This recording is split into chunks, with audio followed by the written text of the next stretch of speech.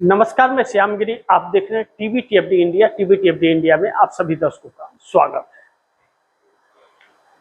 बंगाल के अंदर ममता बनर्जी के साथ खेल हो गया। जो ममता बनर्जी खेल खेल कर रही थी, खेला होवे, ममता बनर्जी के साथ उल्टा खेल हो गया। लेकिन जो खेल ममता बनर्जी के साथ हुआ कि ममता बनर्जी की पार्टी टीएमसी ही छीन ली गई ममता बनर्जी से।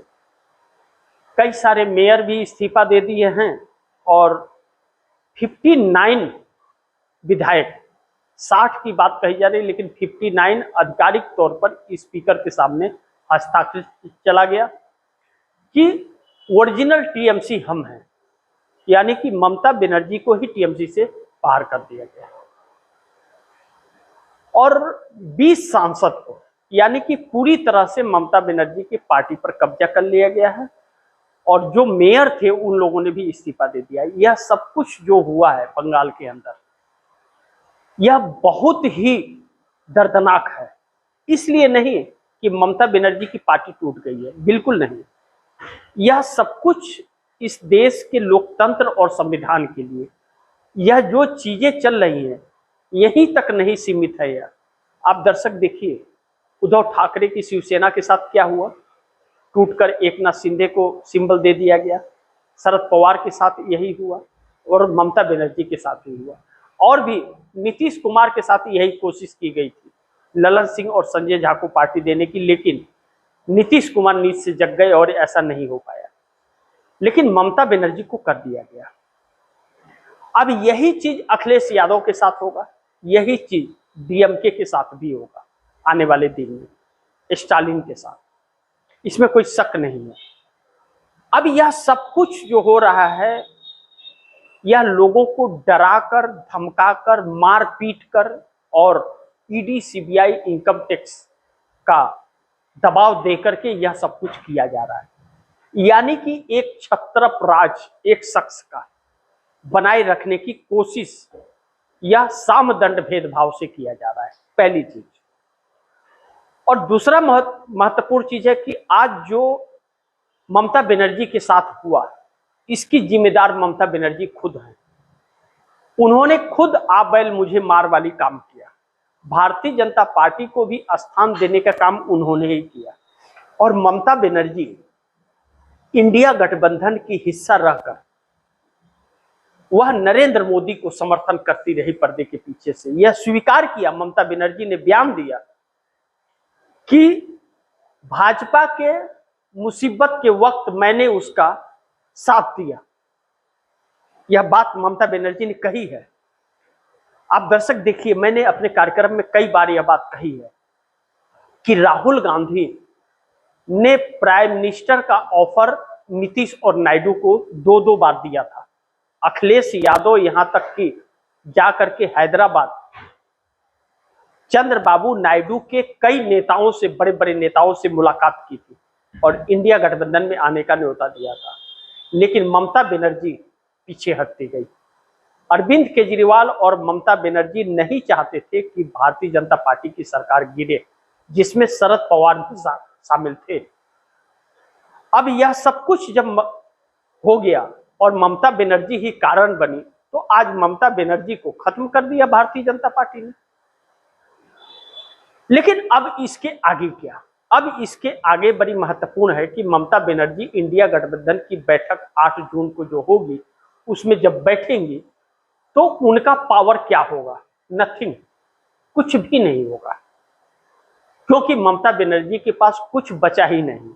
अब तो वरिष्ठ जानकार इस बात को कहने से हिचक नहीं रहे हैं कि ममता बनर्जी जो भी बचा खुचा है उसे कांग्रेस में विलय कर दे, अगर देश के लिए कुछ करना है तो, अन्यथा जो बचा है वह भी खत्म हो जाएगा। पहली चीज। दूसरा, नरेंद्र मोदी ने यह सब क्यों किया? नरेंद्र मोदी ने यह सब कुछ इसलिए किया, बंगाल में चुनाव जिस दिन परिणाम आए, अब दर्शकों ने देखा कि उसी दिन से मारपीट, आगजनी सब कुछ चलती रही। अब खत्म हो गई टीएमसी, अब सब खत्म हो जाएगा। अब कहीं भी आपको नजर नहीं आएगी मारपीट, किसी नेता को मारपीट हो रही बिल्कुल नजर नहीं आएगी। जो मकसद था वह खत्म हो गया। भाजपा को 20 सांसदों की जरूरत थी, वह हो गया। यह क्यों जरूरत थी? क्योंकि नीतीश नायडू, एकनाथ शिंदे यह साथ छोड़ने वाले हैं आने वाले दिनों में, इसलिए सरकार बचाने के लिए जरूरत थी। अब वह छोड़ेंगे या नहीं छोड़ेंगे वह बात की बात है, लेकिन सरकार बचाने के लिए 20 सांसदों की जरूरत थी, वह पूरा कर लिया।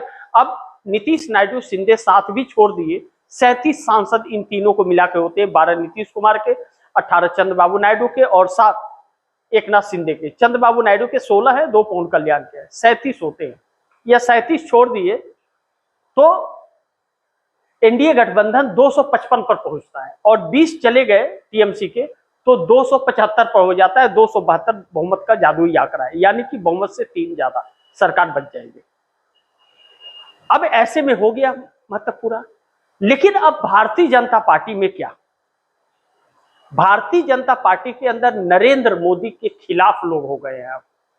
अब नितिन गडकरी जैसे परिवहन मंत्री और वरिष्ठ और पुराने नेता, नरेंद्र मोदी से भी पुराने नेता जो पार्टी के अध्यक्ष रह चुके हैं, मंत्री लगातार हैं, उनका कहना है कि घर की मुर्गी दाल बराबर, इसी वर्ड का इस्तेमाल किया। और इसके पहले क्या कहा था, बयान दिया था उन्होंने कि अगर अपनी इज्जत बचानी है तो इस्तीफा दे करके चले जाए।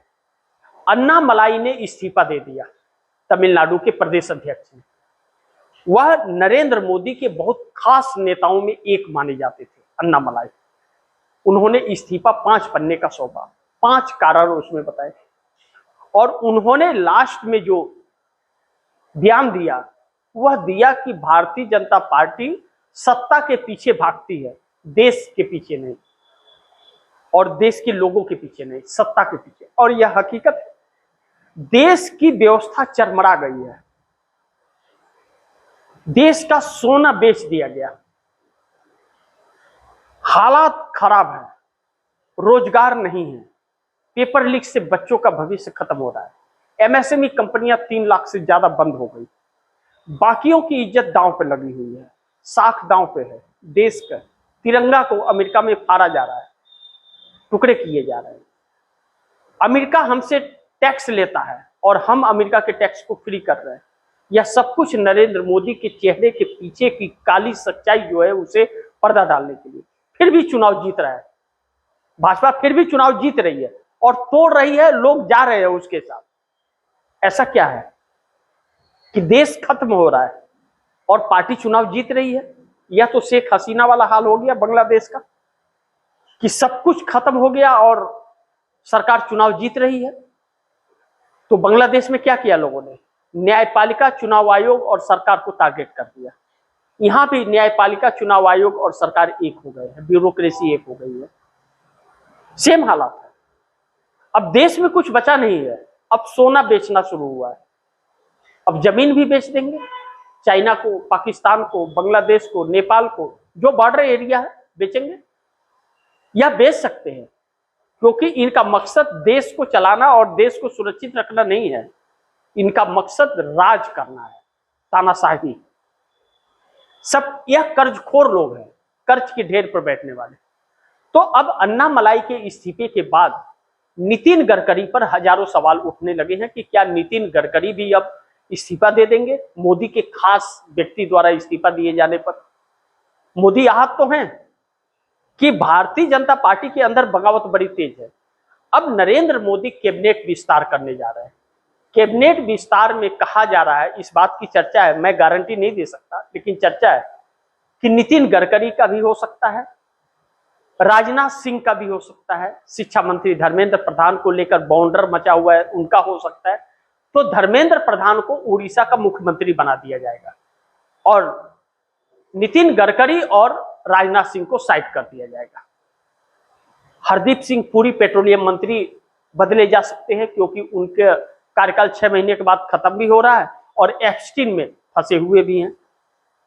ऐसे में कई मंत्रियों के इस्तीफे की बात भी कही जा रही है और कई नेताओं के भी इस्तीफे की बात कही जा रही है। जो मोदी के खास थे, अन्नामलाई उन्होंने दिया, और मोदी के पसंदीदा है शिक्षा मंत्री भी, इनका भी इस्तीफा, धर्मेंद्र प्रधान का। अब ऐसे में एनडीए गठबंधन के अंदर भी घमासान बड़ी तेज है, इसे भी ध्यान से समझिए। यानी कि मोदी के बगावत हो रही है अंदर खाने। अन्नामलाई के बयान और नितिन गडकरी के बयान इस बात के सबूत हैं। दूसरी तरफ यानी कि भारतीय जनता पार्टी के जो लोग हैं उनका कोई महत्व नहीं, उनको महत्व नहीं दिया जा रहा है, बाहर से आए हुए लोगों को महत्व दिया जा रहा है। इसीलिए नितिन गडकरी ने कहा घर की मुर्गी दाल बराबर, और बाहर से आए हुए लोगों को महत्व दिया जा रहा है, साफ अपने बयान में कहा। अब एनडीए गठबंधन की सोच, एनडीए गठबंधन का घमासान इस कदर बढ़ गया है कि एकनाथ शिंदे के लोगों ने अब बयान देना शुरू कर दिया है एकनाथ शिंदे के खिलाफ कि अगर एकनाथ शिंदे भारतीय जनता पार्टी के साथ रहे तो गर्दन मरोड़ करके खत्म कर देगी भारतीय जनता पार्टी एक शिवसेना को। यह एकनाथ शिंदे शिवसेना के नेता का बयान है। दूसरा, नीतीश कुमार के नेता ललन सिंह, जो नरेंद्र मोदी सरकार में कैबिनेट मंत्री हैं, मछली पालन मंत्री, उन्होंने साफ तौर पर बयान दिया है कि भारतीय जनता पार्टी यह ध्यान रखे कि नीतीश के समर्थन से बिहार और केंद्र में सरकार चल रही है, ज्यादा उड़ने की कोशिश न करे। यानी कि कुछ तो ऐसा भाजपा ने किया जिसको लेकर के ललन सिंह बदल गए हैं, पलट गए हैं, और 85 एमएलए 12 सांसदों के एहसास ताकत की बात भी कही। यह सब कुछ आनंद मोहन सिंह के बगावत के बाद जेडीयू फिर एक हुई है। और कार्यकारी अध्यक्ष संजय झा ने बयान दिया है आज कि 1 करोड़ लोग जेडीयू से और जुड़े हैं कार्यकर्ता। जेडीयू की संख्या बढ़ रही है, भाजपा की घट रही है बिहार में। अब ऐसे में बिहार में राबड़ी देवी के आवास को खाली कराने के लिए सम्राट चौधरी और लालू परिवार में जो ठाना था, बीच में नीतीश कुमार आकर के खड़े हो गए हैं। बचा पाते हैं या नहीं आने वाले दिनों में पता चलेगा, लेकिन भाजपा किसी भी कीमत पर खाली कराना चाहती है, इसलिए कि वह नीतीश का पड़ोसी बनकर के न रहे, ताकि नीतीश के पलटने के चांसेस बढ़ जाएंगे। लेकिन कहा जा रहा है कि नीतीश तो पलटने ही वाले हैं आज या कल, कभी भी। इसीलिए भारतीय जनता पार्टी ने टीएमसी तोड़ी है कि नीतीश का ठिकाना नहीं है, नीतीश अब नींद से जग चुके हैं। दूसरी तरफ एनडीए के अंदर चंद्रबाबू नायडू 18 सांसद है, 16 चंद्रबाबू नायडू के 2 पवन कल्याण। चंद्रबाबू नायडू अपनी पार्टी का विस्तार करने के लिए तेलंगाना पहुंच चुके हैं, वहां चुनाव लड़ेंगे, और पवन कल्याण भी तेलंगाना में चुनाव लड़ना चाहते हैं। यह भारतीय जनता पार्टी के साजिश के तहत है या वाकई वह चाहते हैं? तेलंगाना ही क्यों गए? महाराष्ट्र आ गए होते, महाराष्ट्र तो बॉर्डर है। अगर तेलंगाना बॉर्डर है तो महाराष्ट्र भी बॉर्डर है, महाराष्ट्र में आ गए होते, लेकिन तेलंगाना गए हैं क्योंकि वहां कांग्रेस की सरकार है। तो कहीं भारतीय जनता पार्टी की साजिश तो नहीं है, लेकिन नंबर चंद्रबाबू नायडू का भी आएगा टूटने का। जिस तरह से ममता टूटी है, उसी तरह से चंद्रबाबू नायडू भी आने वाले दिनों में टूटेंगे, क्योंकि नंबर उन्हीं का है। नीतीश तो हाथ से निकल गए, फिसल गए, तो अब नायडू पर आजमाइश होगी भारतीय जनता पार्टी की। तो अब देश की राजनीति उलझ गई है, और 8 तारीख को इंडिया गठबंधन की बैठक पर सब कुछ निर्भर करता है कि वह बैठक क्या रंग लाता है। लेकिन अब कहा जा रहा है कि कांग्रेस इंडिया गठबंधन नहीं, कांग्रेस यूपीए 3 का फिर गठन करेगी, और जिसे अपने आप को बचाना है या देश को बचाना है वह कांग्रेस के साथ आ जाए, वरना कांग्रेस तो सड़क पर उतर ही गई है। अब कांग्रेस का खौफ और डर इतना है मोदी को कि अलग अलग लोगों को लेख के जरिए उतारा जा रहा है, और कांग्रेस को बुरा भला कहने के लिए, जबकि नरेंद्र मोदी के 12 साल के कार्यकाल पर कोई सवाल नहीं खड़ा कर रहा है, कोई ज्ञानी बाबा खड़ा नहीं कर रहा है, सब कांग्रेस पर ही टूटे पड़े हैं कि क्योंकि वो जानते हैं कांग्रेस जब तक है, मोदी का हो या आरएसएस का हो या इन संघवादियों का, इनका सपना पूरा नहीं हो सकता। कांग्रेस वह पहाड़ है कि सबको हजम कर जाएगी और कोई कुछ कर नहीं पाएगा। नरेंद्र मोदी ने जब आए थे तो कहा था कांग्रेस मुक्त देश बनाऊंगा, कांग्रेस मुक्त तो नहीं बना पाए, विपक्ष युक्त बीजेपी जरूर बना दिया। बाकी आप दर्शकों की क्या राय है, क्या सुझाव है, कमेंट बॉक्स में जरूर दीजिएगा। इस खबर को ज़्यादा से ज़्यादा शेयर कीजिएगा, अपने दोस्तों को भी कहिएगा आगे शेयर करें। और आपने TVTFD इंडिया को सब्सक्राइब नहीं किया, सब्सक्राइब कर लीजिए, अपने दोस्तों को भी कहिएगा TVTFD इंडिया को सब्सक्राइब करें। मिलते हैं अगली खबर के साथ, तब तक के लिए नमस्कार।